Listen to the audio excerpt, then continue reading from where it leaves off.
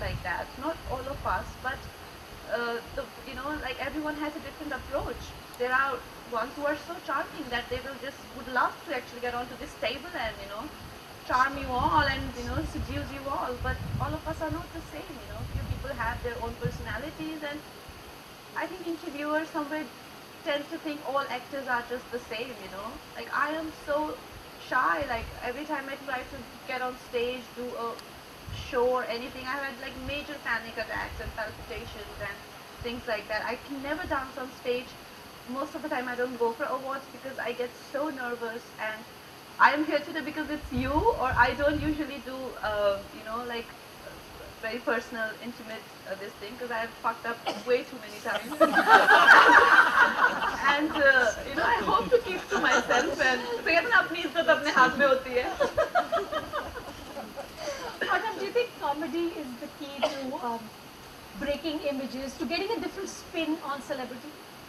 I think since the time of Premchand only, whenever we have tried to tell truth to the society or we have tried to deal with it, if you deal with it in any other manner other than comedy and humor, I think it has faced very dramatic and bad consequences. When we created Barely Speaking with Arnab, a lot of people think that okay, it's a show where but the whole agenda was, we were inspired with a couple of shows, like there is one show called Between Two Ferns, and there's a show called Ali Ji in the House, and there's of course some inspiration from Mr. Rajiv Masan, the way he he reviews the movies.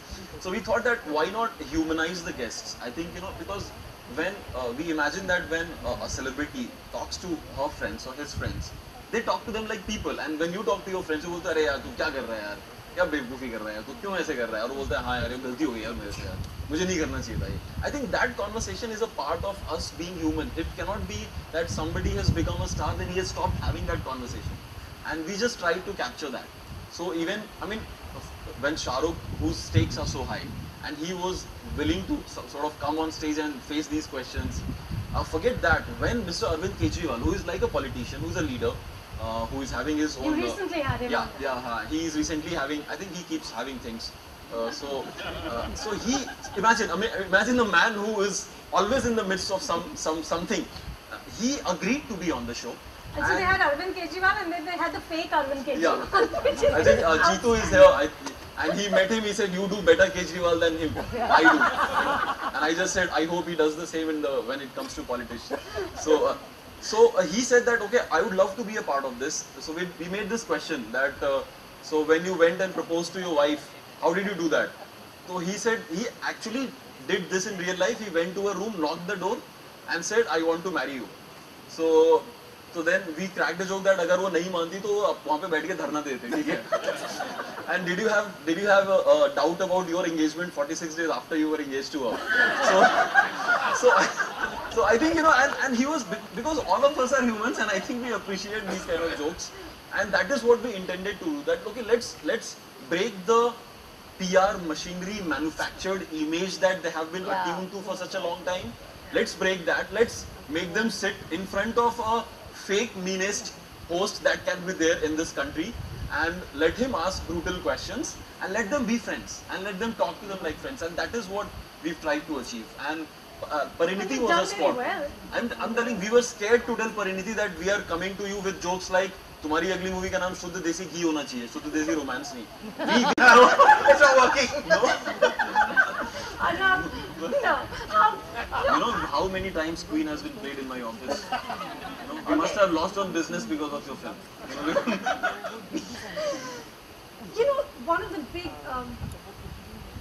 the big sort of conundrums I had in my life as a professional journalist, and I'm old school, I'm a print journalist to begin with. I was trained as a print journalist. I went to Northwestern University. I was taught that advertising and editorial are two separate things. They're church and state, and never shall the twain meet. And now we live in a world where you can buy your own press. It's extremely disturbing for me. I don't know how to get my head around it. I cannot make peace with it. How does it impact on you as an actor when you can actually just buy and construct your own interview and then wake up in the morning and look at yourself and say, wow, you can create your own myth. You can just do it. What does that do? I really don't have much to say about it, but it's very harmful for the business part of our, craft, because you spend so much money buying these media ads or full page ads, or to build perception, and then you want to save that money and not put it in the film and do things like that. You put it into marketing instead. Marketing instead, and no one knows how much it is benefiting from a good film like, for example, Queen. I mean, it just did well on word of mouth, and eventually the content has to be good, but it's true that people are way too invested in the buying part of it, like they want to buy everything from reviews to media net to opinions to blogs. Everything is bought these days, which makes very hard for small filmmakers and the ones who are very genuinely trying to make cinema. Rajiv, does it bother you? Does it It bother does. you? It does.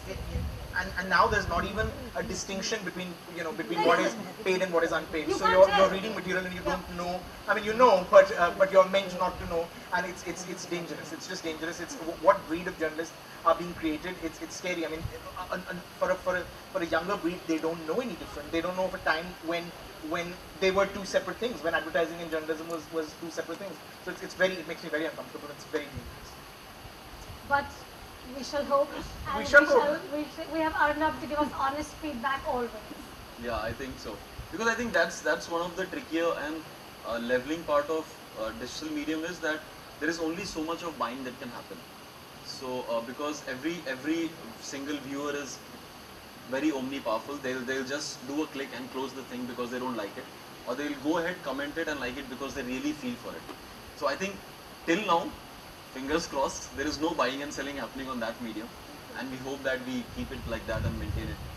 Yeah, but you can manipulate perception of people, because everyone is not, sort of molded to think that way. What they watch on TV or they read, they tend to make their opinions based on that, because They believe it. Yeah, because and why I stopped reading paper, which is very harmful, and watching TV is because they don't tell you news, they tell you perception, what you should be thinking about this news, which is wrong, because you're feeding my brain. Like, I'm not allowed to make a perception of this particular event or this particular piece of news or action taken by government or some rape case that happened there. You're telling me what I should be thinking and what is actually happening, because you should only give me the news and then I will think what is happening, So this is also the difference between actually the reporting and actually trying to form the perception of people.